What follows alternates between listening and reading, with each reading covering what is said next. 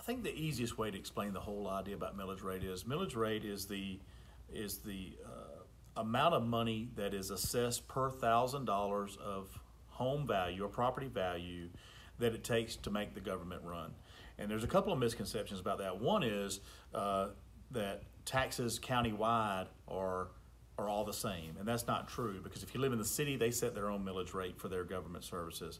The Board of Education sets their own millage rate for their services. The county sets their own millage rate for the general government services that you receive. So when you're looking at those, understand that they're different. If some may go up, some may go down. But when you're talking millage rate, what people need to understand is it costs X amount of dollars to run government. And there are two ways that we really kind of come to the bottom line. And we'll just say hypothetically that it costs, and I'm just going to throw a crazy number out there. But let's say hypothetically it costs $100 to run government for that year, which is a crazy number, but $100.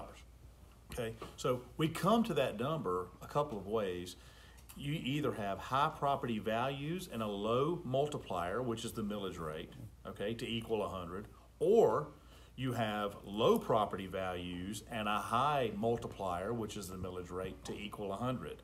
In Columbia County, we're lucky that we have high values and a low multiplier, a low millage rate, to equal the amount of money that we need to operate government, which is why we can reduce taxes from time to time, because as property values go up, we don't have to keep going up on the millage rate. We ought to be going down on that millage rate as long as we can keep even with the amount of money that we need to operate government.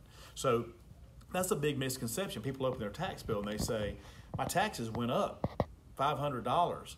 The government's putting it to me. What they don't realize is their value went up $500. It went up enough to make their taxes go up $500 because the values are now higher.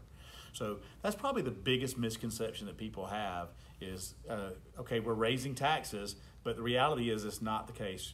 You're raising value. So ask yourself the question, would I rather live in a community where my property value is low? When I get ready to sell, I have to sell it for less than I bought it for and pay really high taxes?